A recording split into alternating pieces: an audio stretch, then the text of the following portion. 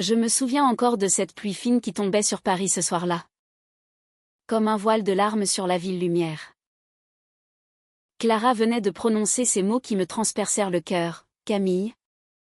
Je ne peux plus faire semblant. » Et puis, sans un avertissement, ses lèvres se posèrent sur les miennes. Douces. Tremblantes. Interdites. Je reculai d'un pas. Le souffle coupé.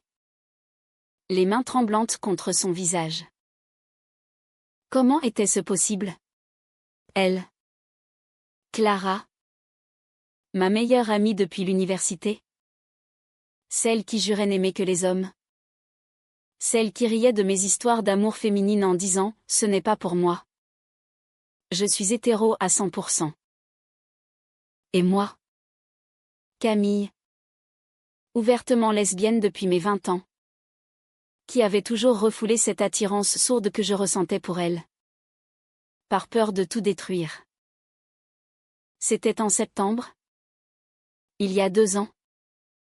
Que tout avait commencé. Nous nous étions rencontrés à la Sorbonne. Dans un amphithéâtre bondé de littérature française. Clara. Avec ses cheveux blonds courts et son sourire éclatant. S'était assise à côté de moi par hasard. Elle venait de Lyon. Moi de Bordeaux. Et nous avions vite trouvé un terrain commun, l'amour des mots. De Baudelaire. De Marguerite Duras. Notre amitié s'était nouée comme une évidence. Profonde. Fusionnelle. Nous partagions un petit appartement à Montmartre. Rions jusqu'aux larmes devant des films absurdes. Nous confions nos peines de cœur. Clara sortait avec des hommes. Toujours. D'abord Antoine. Ce musicien charmant mais volage. Puis Julien. L'avocat ambitieux qui l'avait fait souffrir. À chaque rupture, je étais là. À l'écouter pleurer sur mon épaule. À lui préparer du thé et à lui dire que le prochain serait meilleur. Mais au fond de moi, une jalousie sournoise grandissait. Je me haïssais pour cela. Elle était hétéro. Je le savais. Elle le répétait sans cesse. Comme un mantra. Camille. Tu es si courageuse d'assumer qui tu es. Moi. Je ne pourrais pas. Les femmes. Ce n'est pas mon monde. Pourtant. Il y avait ces moments. Ces regards qui s'attardaient un peu trop longtemps. Ces étreintes qui duraient une seconde de plus que nécessaire. Ces nuits où, après une bouteille de vin rouge, elle posait sa tête sur mes genoux et murmurait « Avec toi, je me sens en sécurité comme avec personne. » Je balayais ces signes, les rangeais dans la case « Amitié intense ». Je sortais avec d'autres femmes Sophie. Puis Élise mais aucune ne comblait ce vide que Clara creusait en moi sans le savoir. L'automne dernier, tout avait basculé subtilement. Clara avait rompu avec Marc, son dernier fiancé, un homme riche et possessif qui l'étouffait. Elle était revenue à l'appartement en larmes, trempée par la pluie. Je l'avais enveloppée dans une couverture. Nous avions bu du chocolat chaud. Elle m'avait regardé longtemps, les yeux rougis. Camille. Pourquoi est-ce que je n'arrive pas à être heureuse avec eux? J'avais haussé les épaules, le cœur battant. Peut-être que tu n'as pas trouvé la bonne personne. Les mois suivants, elle s'était rapprochée. Plus de sorties avec des hommes. Plus de ces soirées où elle rentrait tard. Parfumée d'un autre. Nous passions toutes nos soirées ensemble, promenade le long de la Seine. Dîner aux chandelles dans notre petite cuisine. Film blottis l'une contre l'autre sur le canapé. Je me disais que c'était l'amitié. Rien de plus. Mais mon corps, lui, réagissait autrement. Chaque contact innocent me brûlait. Et puis vint cette nuit de printemps. Il y a 6 mois. Une fête chez des amis communs. Dans un loft du Marais. L'alcool coulait. La musique pulsait. Clara dansait. Libre. Radieuse dans une robe noire qui moulait ses formes.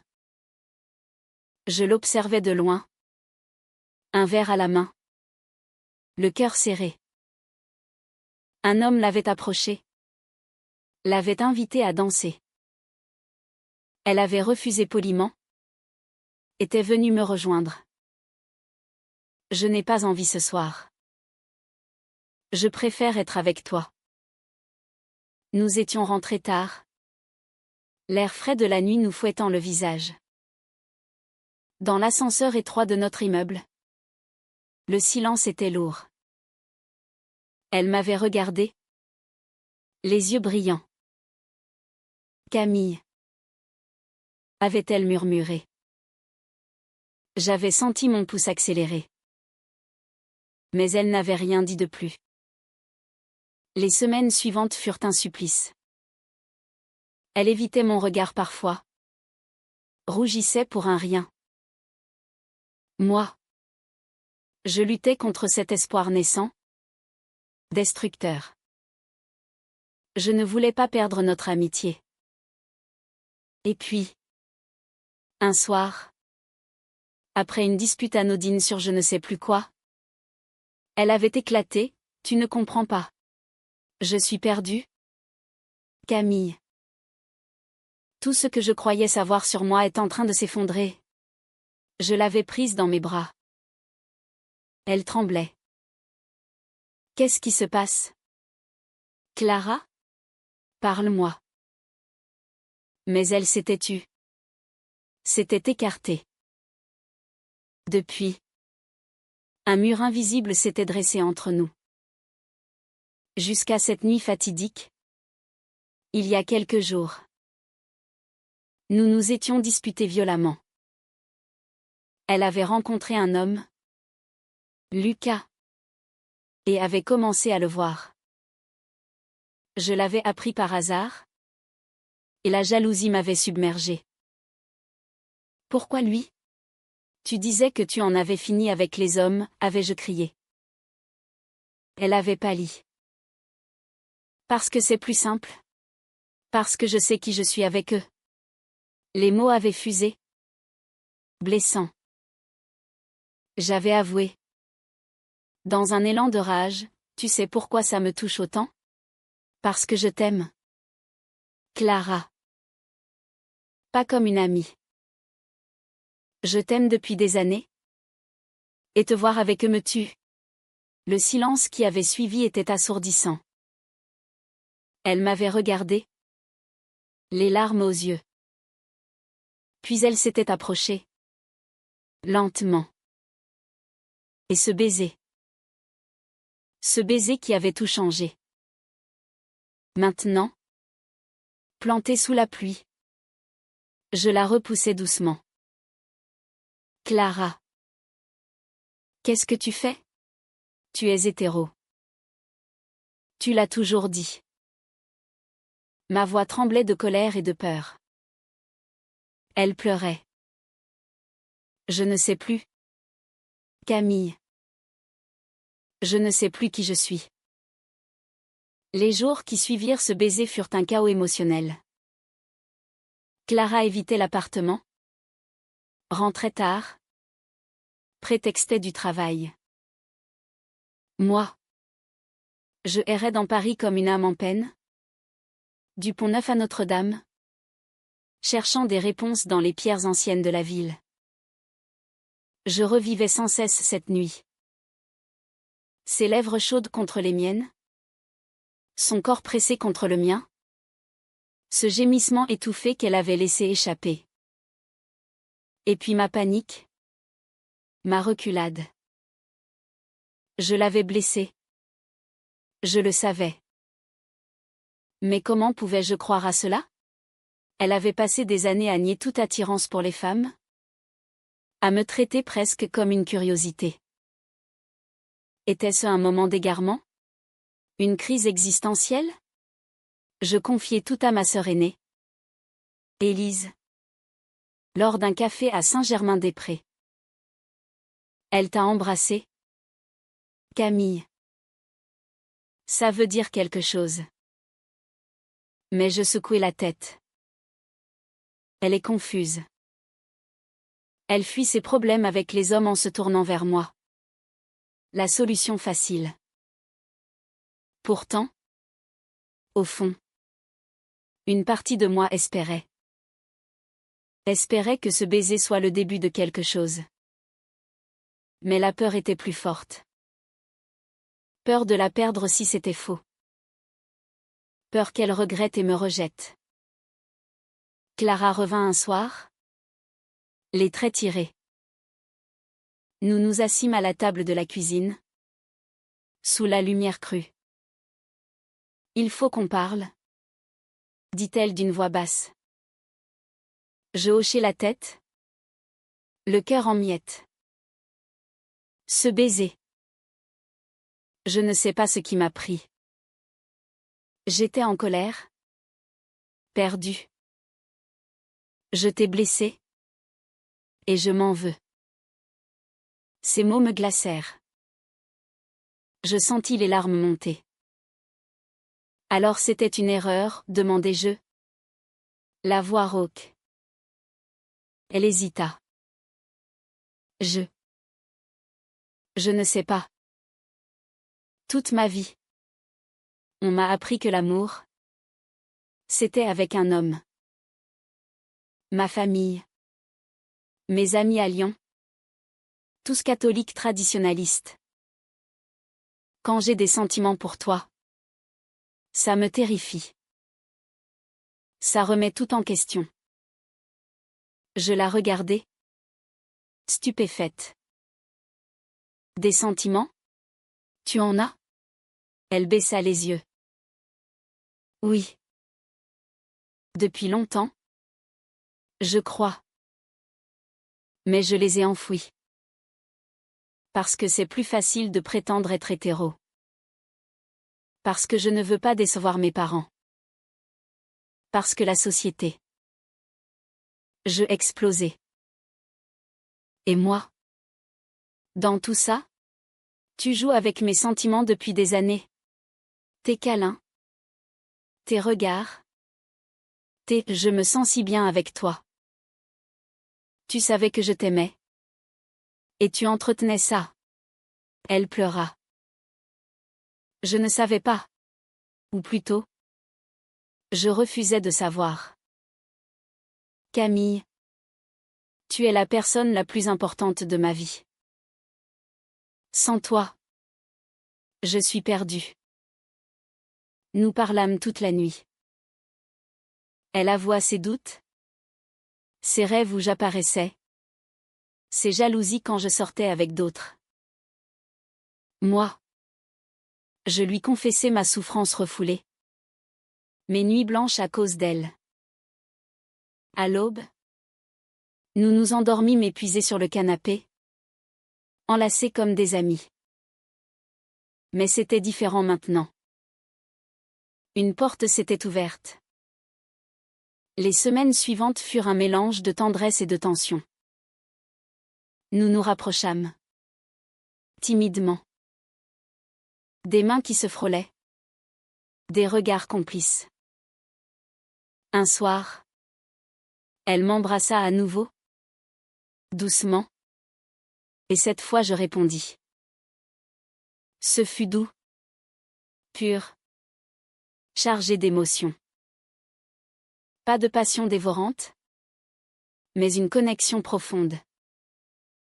Mais Clara luttait. Elle annulait nos moments intimes. Prétextait la fatigue. Je sentais son conflit intérieur. Un jour, elle m'annonça qu'elle retournait à Lyon pour le week-end, voir sa famille. Il me demande sans cesse quand je vais me marier. Avoir des enfants? Dit-elle. Amère. Ma mère a déjà choisi des robes de mariée dans des magazines. Je serrai sa main. Et toi? Qu'est-ce que tu veux? Elle détourna le regard. Je ne sais pas. À son retour, elle était distante. Je découvris par hasard un message sur son téléphone, Lucas lui proposait de reprendre. Elle n'avait pas répondu, mais le fait qu'il soit encore là me rongea. Nous nous disputâmes à nouveau. Tu ne peux pas avoir les deux mondes. Clara. Moi ou cette vie hétéronormative que ta famille veut pour toi. Elle hurla, tu ne comprends pas la pression. Si je sors avec toi, je perds tout. Ma famille me reniera peut-être. Mes amis me jugeront. Et moi? Je me jugerai. Je pleurai. Et moi? Je vaux moins que ça? Elle partit claquer la porte. Cette nuit-là, je crus tout perdre. L'absence de Clara dura 3 jours. 3 jours où Paris me sembla vide. Grise malgré le soleil printanier. Je marchais des heures. Du Luxembourg aux Tuileries. Repensant à chaque moment partagé. Puis elle revint. Les yeux gonflés. J'ai réfléchi. Je ne peux pas te perdre. Camille. Tu es mon encre. Nous nous réconciliâmes dans les larmes et les excuses. Elle promit d'essayer. Vraiment. Nous commençâmes une relation secrète. Des baisers volés dans l'appartement. Des promenades main dans la main dans des quartiers discrets. Des nuits à parler de notre futur possible. Clara s'ouvrait peu à peu. Elle lisait des livres sur l'identité sexuelle. Regardait des films lesbiens. C'est terrifiant. Mais libérateur. Avouait-elle. Mais le secret pesait. Nous ne pouvions pas nous afficher. Ses appels avec sa famille étaient tendus, elle mentait sur sa vie à Paris. L'été arriva. Avec ses chaleurs étouffantes. Nous partîmes en vacances en Normandie. Dans une petite maison louée au bord de la mer. Là. Loin de tout. Nous fûmes enfin nous-mêmes. Promenade sur les plages. Rire. Étreinte sous les étoiles. Clara semblait apaisée. Ici. Je me sens libre. Murmurait-elle. De retour à Paris. La réalité reprit. Clara reçut une invitation, le mariage de sa cousine à Lyon. Sa famille insistait pour qu'elle vienne avec quelqu'un. Je vais y aller seule. Décida-t-elle. Mais sa mère appela. Pressante. Amène ton amie Camille. Au moins. On veut la revoir. Clara paniqua. Ils ne savent rien. Si on va ensemble, ils poseront des questions. Je proposai, dit la vérité. Elle refusa. Pas encore. Pas comme ça. Elle partit seule. Pendant son absence, je reçus un appel d'une amie commune. Clara est avec Lucas au mariage. Ils dansent ensemble. Tout le monde pense qu'ils sont de nouveau en couple. Le choc me figea. Trahison. Elle m'avait menti. Quand elle revint, je l'attendais. Furieuse. Tu es avec lui? Elle pâlit. Non. Il était là par hasard. Ma famille l'adore. Ils nous ont poussés l'un vers l'autre. J'ai dansé avec lui pour ne pas éveiller les soupçons. Et tu ne m'as rien dit. Tu joues double jeu. La dispute fut violente. Elle avoua, j'ai embrassé Lucas. Juste un baiser. Pour voir si mes anciens sentiments étaient là. Je hurlai de douleur. Tu me détruis. Clara. Choisis. Une fois pour toutes. Elle pleura. Je suis désolée. Je suis terrifiée. Avec lui. Tout est simple. Avec toi. C'est l'inconnu. La lutte. Je la mis à la porte. Va avec lui. Alors. Laisse-moi. Elle partit. Cette fois. Je crus que c'était fini.